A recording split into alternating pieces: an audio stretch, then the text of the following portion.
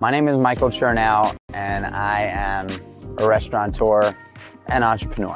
I opened up a restaurant called The Meatball Shop in February of 2010. In June of 2015, I opened up Seymour's, what we're sitting in right now. I got my first job in a restaurant when I was 13 years old. Since that first day that I started working in that restaurant, I've always had a job in a restaurant. Very quickly, I learned that my passion resides in actually people, as opposed to just food or hospitality. That was just something that I had inside that I knew I wanted to be able to put forth when I owned a business. For me, it's about creating great environments for not only the guests, but for the crew to come in, feel safe, feel respected, and know that this is not just a place to collect a paycheck. I've been really lucky in my career. I'm paying it forward. I speak to a lot of young entrepreneurs just like me. There's always that sort of like hesitation. I like to say, don't tell anybody, just do it. If there's something that you're thinking about, if there's something that keeps you up at night, you know, don't be a talker, be a doer. I put my life savings into the Meatball Shop to follow my dream, and I hustled my way through the whole thing. And the cool thing that I could say to you right now is that it's totally possible.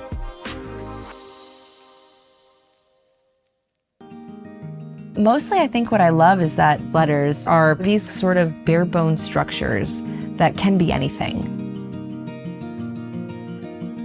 It's about like thousands of small decisions that you make that impact what this thing can be. And I just think it's so fascinating that you can start with a thing that like everyone recognizes, but there's, you know, millions of different paths that you can take to make that thing into a final piece of artwork. My name's Jessica Hische, and I'm a lettering artist, an author, and illustrator living here in Oakland. Ever since I moved to Oakland, I have been still working at the studio in San Francisco, but I'm not there every day. I pretty much go into the studio 4 days a week, though it's going to change a little bit now that my daughter is in preschool.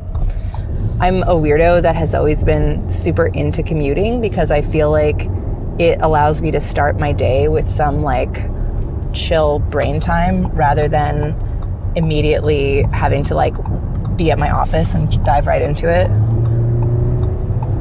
That person was like the most polite California driver ever because usually people speed up as soon as you put your turn signal on.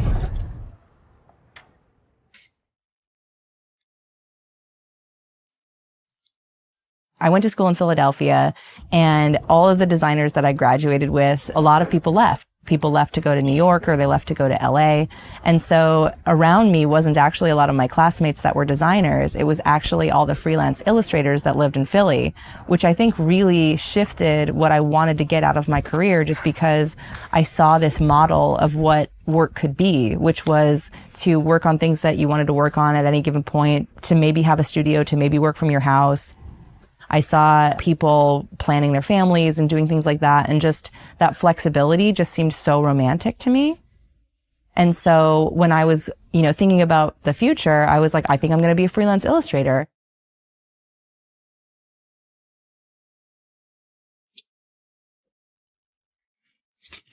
This was my very first business card that I made, which I printed as 3-color letterpress. It was a very fancy business card. So I've done a ton of papyrus cards, and these are one of the things that when you see them in person, they are a lot more impressive than when you see the digital files. They always go like way crazier on effects than I ever would. Like this one is really cool because it's very much just based on Daily Drop Cap.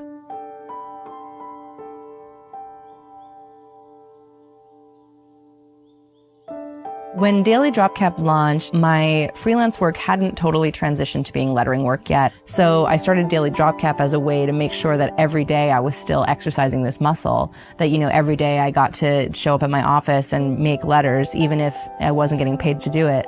It ended up getting pushed to like the far corners of the internet, much farther than I thought it would ever get pushed. Which for something that's like so specific is crazy.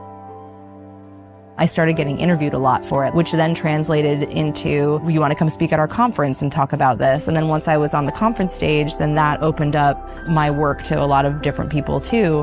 And so ever since that project has launched, I've gotten a ton of work because people will reference it.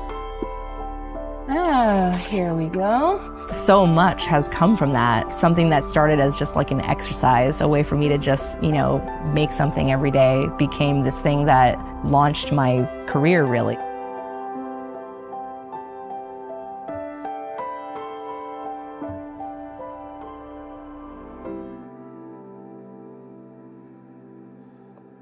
Do you see how many layers the cake has?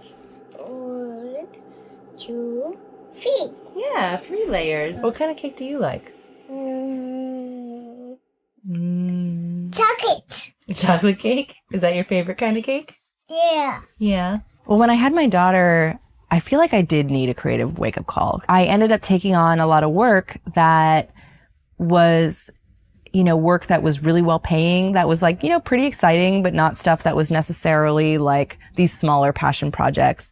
And then I became so conscious of my time, especially once I had my daughter, where like any time that I was working, I was like, I need to be doing work that makes money. When money is a concern, and this happens when people have really high student loan debt and stuff like that too, is that you just make really safe choices and you feel like you can't experiment and that you can't do stuff that's crazy and that you can't just like mess around on a given Wednesday on some piece that you might not even turn into anything. But I was like, no wonder I feel this weird tension with my work, because I'm not putting myself out there and making stuff. We have plates. I am excited. Looks good to me. All right, thanks again. Suddenly I had this like, oh my God, I need to make time to make work. And right at that moment is when I actually bought this letterpress that I now have at my home studio.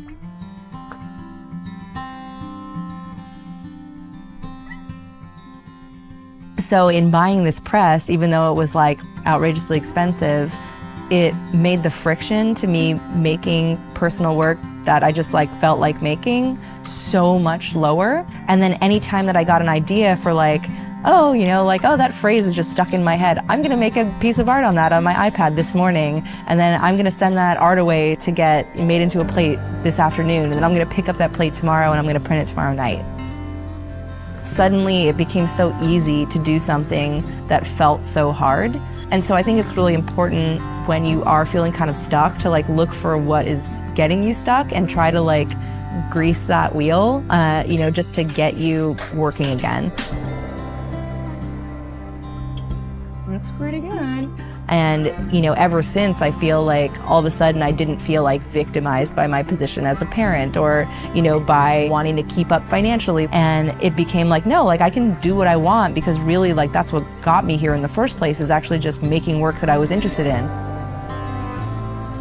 If I just try to like put on my soundproof headphones and just don't listen to what people are asking me to do and listen to what I want to do, it's that work that ends up moving my career forward.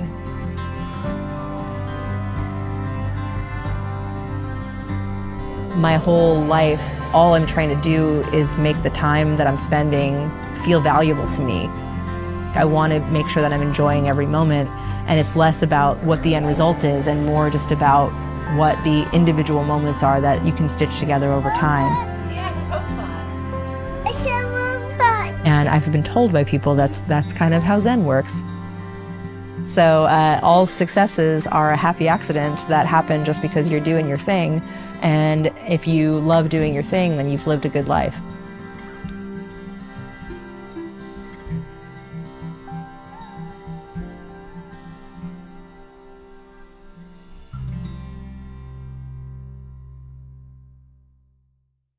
Achieving goals is really exciting. To be able to see something on paper and then see it in real life, it's like, oh my gosh, I am so powerful.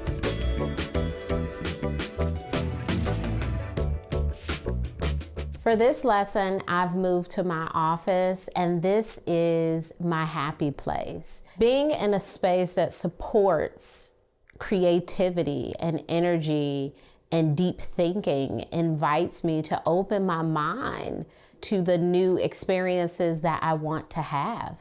At this time, I want you to think about where's a place that makes you feel centered. What place can you go to feel more connected?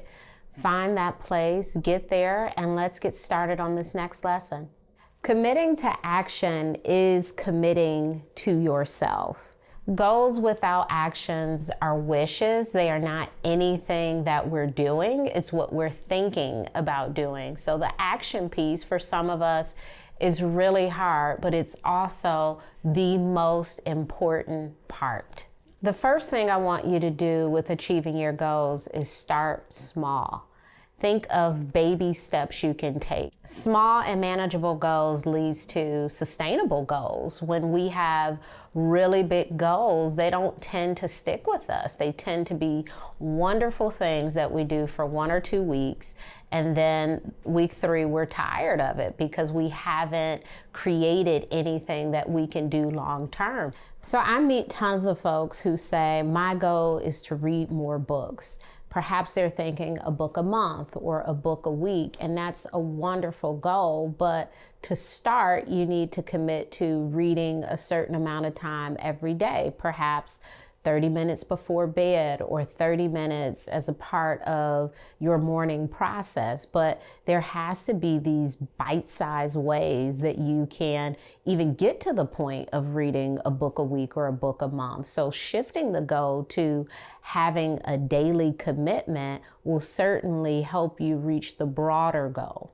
If a habit every day is too much, it's perfectly fine. Anything that's done routinely and on schedule is the habit. So if it's every other day, that's still a habit. So really consider your needs and what you can commit to. In my goal of connecting with friends more, I may break that down into a small goal of talking to a friend for 30 minutes once a week. The next part of this that I want to talk about is how you need to change your environment, your relationships, or even your mindset to make sure that your goal is achieved. Certain places or things that we do can certainly be triggers for habits, and it's important that you consider either how you'll manage those triggers or even how you can move away from the things that trigger you so you can stick to your goal. For instance, if you're trying to cut back on your drinking and most of your social engagements are with friends at bars, it would be helpful to move those interactions to other places, maybe going to the museum, having dinner at home, meeting earlier in the day. One of the things I suggest for people who are seeking to be more active is to either sleep in your workout clothes or to have them very close to your bed. So that way you get up and you're ready. So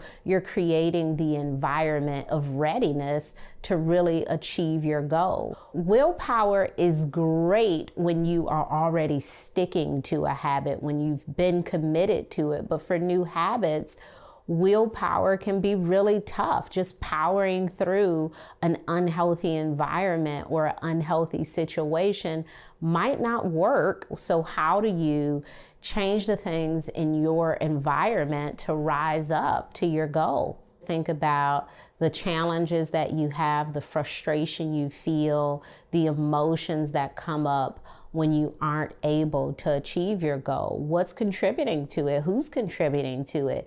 Those may be the things that you need to shift or change. So when I think about my goal of connecting with my friends more, it is challenging sometimes to talk to them while I'm cooking and doing these other things. So maybe I'll give them a call when I go for a walk or while I'm running errands. That way I'm in a different environment and potentially more likely to remember and consider my goal.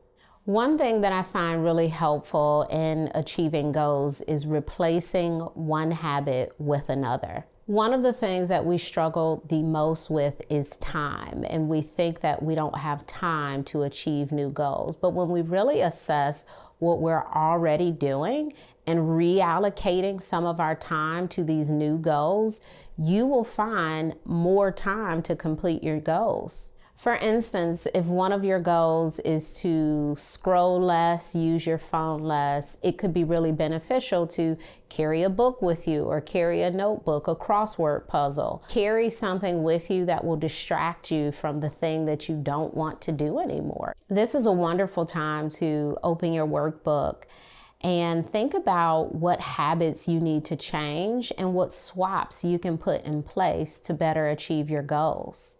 Think of the things that you're already doing that you're like, I spend too much time doing this thing. That could be an indicator that that is an area where you can cut some time and do something else. Swapping habits doesn't have to mean that you get rid of something entirely. It could mean you doing something a little bit less. So if we look at my goal with friends, perhaps swapping, the amount of TV that I watch. I will not give it up completely, but the amount of TV that I watch to engage more with a friend. That might look like cutting back 30 minutes or starting a conversation with a friend before starting a new TV show. That's a wonderful way to swap out those habits. Next, I want to talk about checking in on your progress with your goals. Depending on the goal, that might be weekly, it could be monthly, it could be bi-monthly, but having a regular process in place to revisit your goals ensures that you will stay on task. Part of checking in is celebrating when you're doing well. I am a huge celebrator of self, probably too much so. I definitely love to acknowledge when I've done something well. I think of it as being proud of myself. It could be as big as I'm having a few friends over to celebrate, as small as I am taking a lavender scented bath. Either way, you should be celebrating your progress. If you haven't been achieving your goals, it may be an indicator that you need to reassess. Sometimes we create goals that sound really good, but they're not for us. I've certainly copied some goals from other people and I've tried and I'm like, oh my gosh, I can't stick to this. If it was something that you really want to do, go back and think about the environment, the habits around the goals, perhaps the people not supporting the goal, the ways in which you're not using supportive language to achieve the goal. But it's really important that you really think deeply about why you're not getting what you want. Last, but definitely not least, I want to remind you to be kind to yourself during this process. Sometimes we do drop the ball, and when you do, you have to practice being kind to yourself and holding yourself up.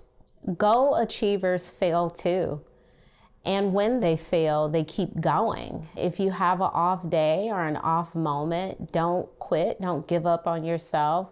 Be gentle, be kind, and keep going. And really reflect on all of the things that we talked about and how they can manifest and take place in your life.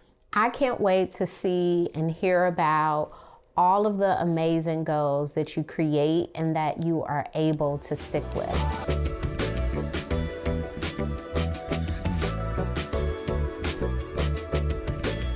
Priority number one when establishing good financial habits when you work for yourself is to make sure that you have the proper number of accounts and that they're all organized, separate but also connected to each other. By keeping them separate, you want to make sure that you are keeping your business, personal, and other different types of saving accounts entirely separate. There should be links to them, like either through your online transfers or other sorts of ways of moving money between the accounts, but you really also just want to be making sure that when you make a withdrawal or you make a purchase from this account, it's coming from the right account, from the right reason. These are going to be in line with your specific financial goals, which we will talk about in a couple videos down the road. However, the first thing to do before you even deposit the check is decide how you want to break it up. Break out the calculator, break out your pen and pencil, and start dividing it into chunks, and learn to do this before you even get excited about the amount that's on the check to begin with. It's really common and really tempting to just assume that they're all going to be that size from here on out, or just assume that you can now treat yourself and take a vacation instead of actually taking a harder look at maybe you actually should pay yourself some money into another investment, or make sure that you have enough set aside for taxes, or you don't have an emergency fund, or any of these other things. So the money isn't even going to be available in your account anyway immediately, so That's why it's important to do this even before it clears in any account, period. The first thing to think about is it's really okay to just start small. If your checks are pretty thin or you're really concerned about breaking it up into all these different areas, generally people who don't have a good habit of saving are going to feel pretty uncomfortable allocating large percentages of their checks into separate accounts. That's totally normal. Start with 2-3%. That could range anywhere from $20 to $200, depending on how large your check is. So just note that even $20 is a night out for some people. So the fact that you can even set that much aside is really amazing. So the first challenge is to start small and stick to that for 3 to 4 months, and then go back and look at what you've actually been able to allocate in 3 to 4 months, and you might actually be surprised at how much money that's in there. Being able to stick to that habit for a short period of time like that is going to give you so much confidence, and eventually you will be able to up your percentages as your business grows and as you become more comfortable. Also, if you need to dip into these savings account, if you have a dry period before you have, enough emergency money set aside, that's also very common. It's part of the learning curve in growing a business. I'm not going to say it doesn't suck, because it sucks, but just know that you're not alone in that. The first account that you want to focus on building is your oh shit account, aka emergency fund. This one is the primary and most important because a lot of people don't have this, and also anyone can experience emergencies. This is true whether or not you're a freelancer. Also, freelancers are more likely to experience financial distress than regular employed folks. So having an oh shit account keeps you off credit cards whenever possible, so that you can use that money to supplement your income without having to go into debt and paying lots of insane interest on purchases like food. So first and foremost, if you're able to set any money aside, this is where you want to put it in an entirely separate emergency fund.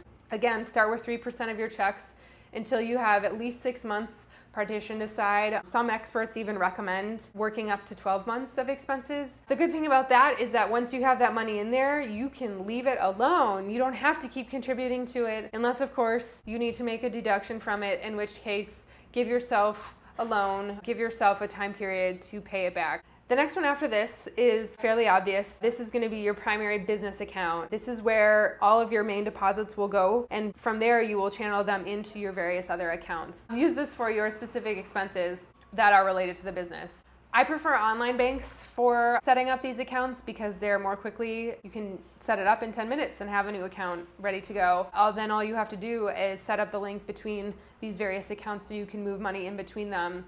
Also, the nice thing about online banks is that usually they have slightly higher interest rates and not as frequent access to ATMs, so you're less tempted to pull some cash out of there in a pinch. So just simply by having separate accounts and putting money in there really drastically reduces your likelihood of spending that money on things that you shouldn't be spending the money on.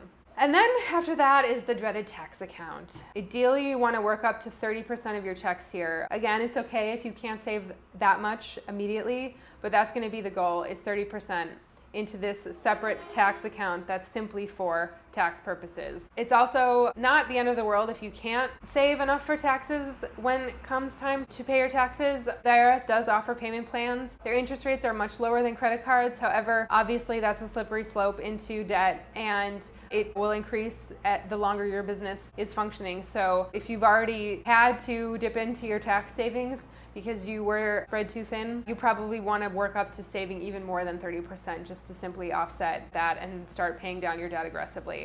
Rank your credit card debt by interest rate and focus on the ones with the highest interest rate first. So that will take priority over tax debt. That will take priority over your student loans, any other debts that you might have, simply because credit cards usually have the worst fees and the worst interest rate. Personal account is next. That one's also pretty straightforward. That's what you use for food, non-work expenses, life expenses. Also, dispensable income goes in here. Things like booze, shopping, vacations, etc.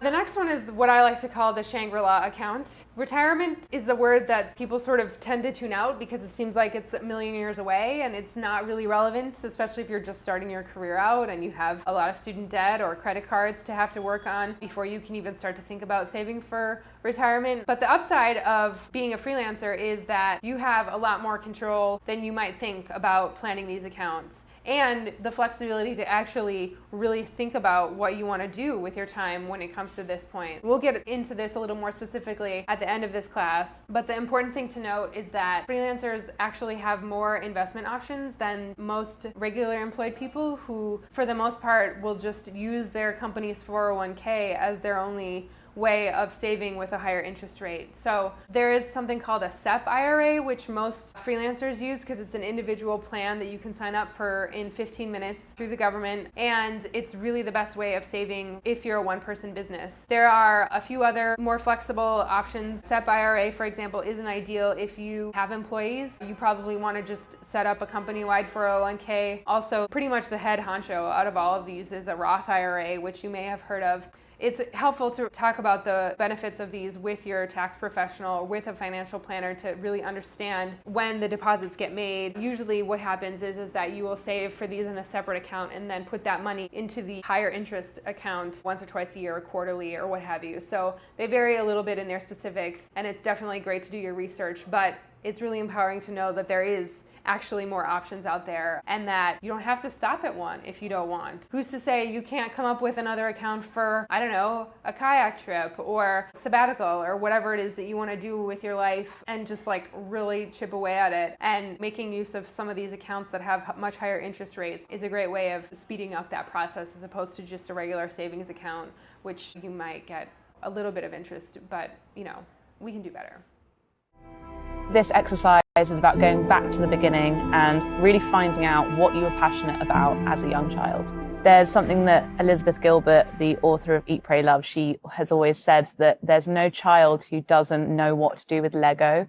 There's no child that isn't creative. And I feel like this exercise is really going back to that unself-conscious place of just doing whatever you enjoy and whatever your passions are. So this exercise is split into two mini exercises. So the first one is all about before school. So really looking at your early life before school had any impact on you, on what you enjoyed. And the reason that's important is because at school, we're fed quite a lot of curriculums and classes and ways to do things and rules to follow. And this part is about who you were before you were following any rules.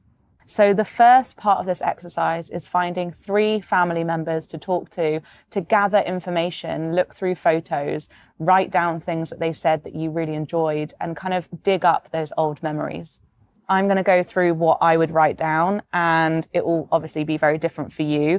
But if I was going to talk to 3 family members, I'd want different perspectives. So I'd probably want a parent, because they were really involved in parents' evenings and reports and all that stuff, all the stuff that I probably wasn't aware of myself. They were kind of learning about my behavior. So I think it's important to maybe include someone that close to you. I would also say my sister, because she was someone who I'm quite close to and would sort of tell her my secrets, my hopes and dreams, all of my big ideas. So I think she would probably be a good person to kind of remind me of all the stuff that I actually wanted to do. And then you could also pick someone who's kind of slightly removed, someone who you catch up with every now and again, and you fill them in on your life, and you kind of tell them things that maybe you wouldn't tell other people. For example, for me, I might put a cousin or someone like that, someone who's slightly outside of your immediate family. So once you've spoken to them and you've asked them what you were like back then, and actually it's a really nice moment to kind of discuss all of the memories that you have and all the photos that you've got. And some things that will come out will probably be really basic creative activities. It might be that you started to put on plays. It might be that you were doodling. It might be that you used to make up silly little stories that you used to tell people about. And all of these things are actually really important because it really shows the things that you navigated towards and things that you were really good at and things that people remember about you. So for me, I know that people would say that I was just writing. I always used to write really bad stories, and I would also doodle a lot. Alongside that, I was someone who had loads of diaries. I would just glue collages into notebooks, and I don't think I was doing this at 5. I was definitely doing that around that time, even then, just writing and drawing. The other thing that I would do is I would put on dance routines because who doesn't? And I think that all of these things, they do show that you are an expressive person, that you do have an element of creativity and fun in you. And actually just remembering these things, I think, can be really inspiring for all of the things you want to do in the future. Obviously, these are very creative and very obvious ones for me, someone who has ended up being a writer, but for you, it might be totally different. It might be that someone really noticed that at an early age, you started taking things apart and putting them back together. It might be that you were really into fabrics and clothes and that you liked colors. It might also be that you liked climbing things and you're very active and you're very kind of action orientated. All these things are really important and they're clues to what you were trying to go towards. So for this final part of this exercise, it's really about writing down any heroes or influences you had that you were really obsessed with and you thought were the coolest things ever. For me, I actually don't have any major ones that spring to mind, but I think watching TV presenters kind of light up the TV and kind of do that sort of thing was really inspiring to me because they were just so full of energy and they really liked communicating to young people. I find that really inspiring. So I would probably write down something like that, but it might be different for you. And if nothing jumps out right now, then it's absolutely fine because the next section during school, I'm sure something will come up then. So once you finish that, we will go on to the second half of the exercise, which is all about your influences and your obsessions during school. So this second half of the exercise, once you've uncovered your very younger childhood self, this is about who you were kind of during adolescence, during your school years, during a time where you're probably quite impressionable and you were picking up social cues and learning new things at all times. So it's a very similar layout and we're just going to go through each step again. Friends at school play a really valuable role because they saw you change throughout, a 10-year period.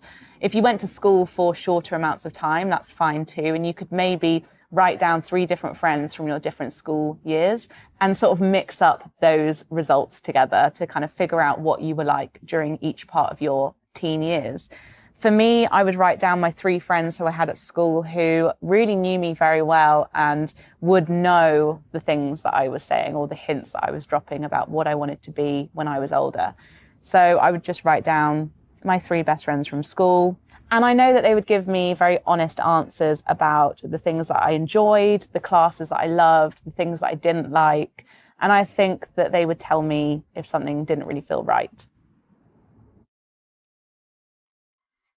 So for the second part, this is about writing the 3 things down that you loved at school. And it doesn't have to be classes. It doesn't have to be the exams that you were taking. It could be anything. It could be that you liked doing gym at lunchtime. It might be that you liked the after school club because you got to be sociable. It could be that you liked doing the behind the scenes at the theatre club. It could be anything that you enjoyed at school, but it's really important to write down any aspects of school, even if you hated the whole thing, to show where you got your energy from and where you got your feelings of passion from. So for me, it's quite predictable actually, because it really links into the previous page, which is I liked doing drama. I liked doing my English lessons because I liked writing and I liked telling stories. And actually, I probably would leave it at that because those 2 were my biggest loves at school. And I don't know if I really enjoyed anything else apart from that. So for the third part, it's all about writing down what you wanted to be in your head, what you were really inspired by, the people that you were inspired by. For me at the time, I was absolutely obsessed with the Spice Girls. And I do feel like they have a relevance in my life now because they were the founders and creators of the girl power movement. I also really found storytelling as a whole a really fun thing to do. I don't think that's necessarily a career. I mean, I suppose it is a career, but I would definitely put storytelling because that's what I wanted to do. That's what I always did. I would always write down stories. And the third one was a woman called Dawn O'Porter who fronted lots of kind of fun documentaries on TV. She was someone that was on TV when I was about 15 or 16. And she was just someone who was really fearless. And I just remember watching her and thinking I'd quite like to be a bit more fearless when I was older. And so she had quite a big impact on me. It really can be anything. This last section is a real mixture of careers that you wanted, people that you wanted to be like. Just any inspiration at this point is really, really useful. So this exercise is really about rediscovering a part of yourself that might be slightly lost along the way. And this isn't about changing up your entire life overnight, but it's just kind of introducing these things that you used to love and used to make you feel very creative and happy. The exercise is a really good starting point for knowing what your side hustle could be or your side hobby. And this really is just a starting point, so you could start introducing small things and you never know what might happen or where they might end up. But the point is that you're going to enjoy doing them anyway. The next exercise in the next video is all about time tracking and how to really make sure that we are acknowledging and identifying the feelings when we get them. Because in a world of constantly scrolling on the internet, we don't really take the time to check in with ourselves. So that is the next exercise.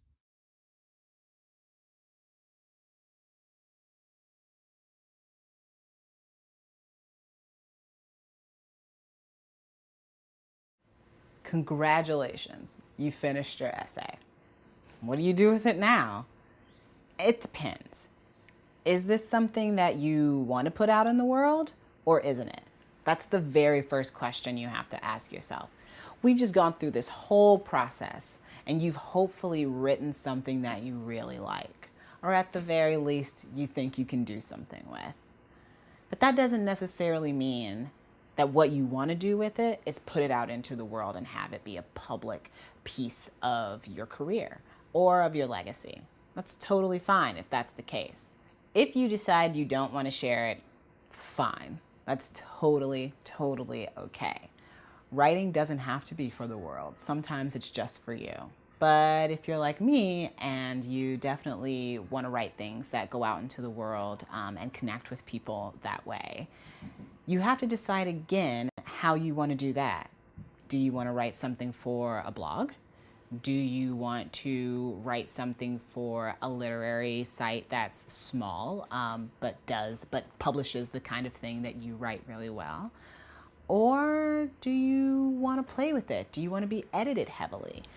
What do you want?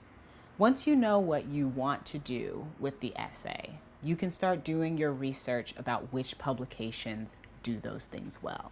Some publications are going to have editors that edit you hard. Other publications are going to have editors who want something to come to them pretty well done that they can do some light edits on. Figure out who does what at which publications, and then think about the right place for whatever you've just written. Not every place is going to want a long form essay. Not every place is going to want something that's really short. Once you know where you want this essay to go, do a little more research. Don't ever send it to the first place that asks, and don't ever send it to the first place you think of. Do a little research. And once you think you've found the best match for your work and a publisher, send it on, and send it with courage. Hi, I'm Holly Rutt, the founder and creative director of the Little Flower Soap Company. My classes on Skillshare just launched. They are all about leveling up your handmade business. Today, I'm sharing an exclusive sneak peek with you. Stay tuned.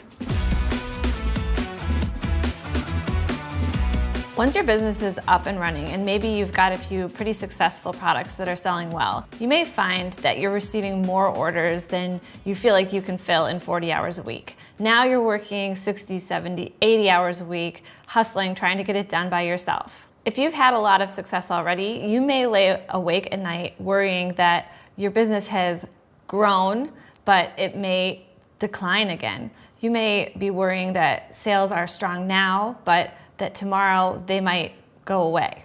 On a long enough timeline, things are going to change in the business environment. So you may be doing really well now, but it could be necessary to pivot in the future. I want you to think forward to what things might cause your business to need to pivot, whether it's big successes like a runaway successful product, or something not so good like Etsy closing your shop.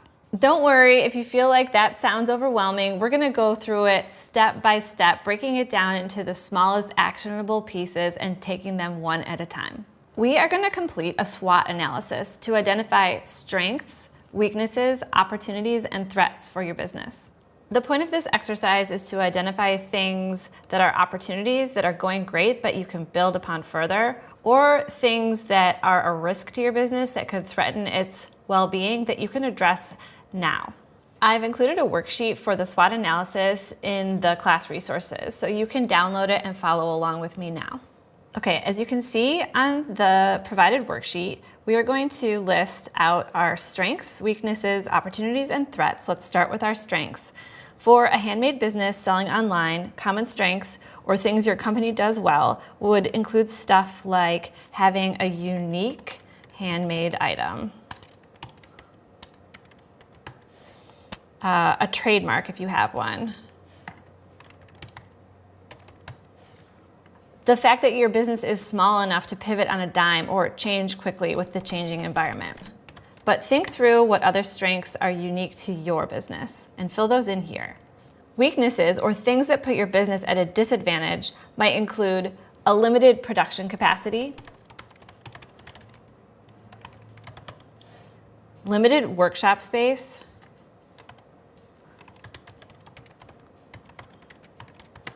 or limited access to funding.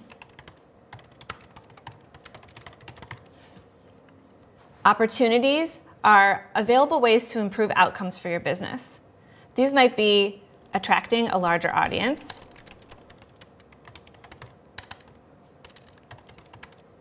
sending an e-newsletter,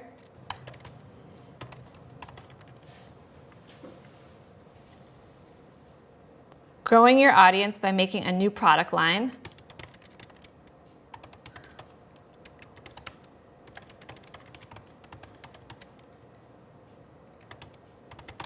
for example, if you already sell successfully to children, you might make a version of your product that's for grown-ups. Or if you sell successfully to women, you might make a version of your product that's geared towards men. Threats, these are things that could endanger your business or its profitability. These are things like your shop being closed on Etsy unexpectedly, possibility of diminishing sales as trends change,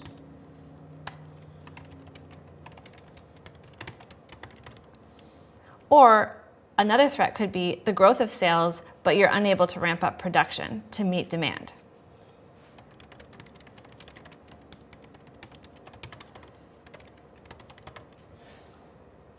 Or the possibility of burnout from overwork. Now that you've identified some opportunities for your business and some weaknesses, you can use this information to inform what you will do to help yourself get a better night's sleep. Maybe for your opportunities, you might start collecting email addresses and sending e-newsletters. Or maybe the weaknesses or threats section of your SWOT analysis help you realize that you better not just sell on Etsy because that shop closure could end you, and you should diversify where and what you sell to reduce that risk. When I was very successful selling on Etsy, I was so busy, I didn't have time to diversify where and what I was selling. I was just so happy to be making tons of sales that I just called in my family to help me pack the orders and tried not to worry about it. But then after a while, I started realizing that sales on Etsy were going to decline as other people noticed my success and started replicating the items and the successes that I had had, diluting my market share. I did see in 2016, going into the holiday season, the possibility of having a down sales year. I worked really hard to get my shop up on Amazon Handmade and ended up having a bigger sales year, a growth year over the year before. This is an example of how doing a SWOT analysis to identify weaknesses or threats in your environment before they happen is so important when you're scaling up. Thank you for joining me in this lesson. That was only one part of my handmade classes on Skillshare. Join me in the full class so I can walk you through all the things you need to know so you can level up your handmade business. Click on the link below. I can't wait to see you there.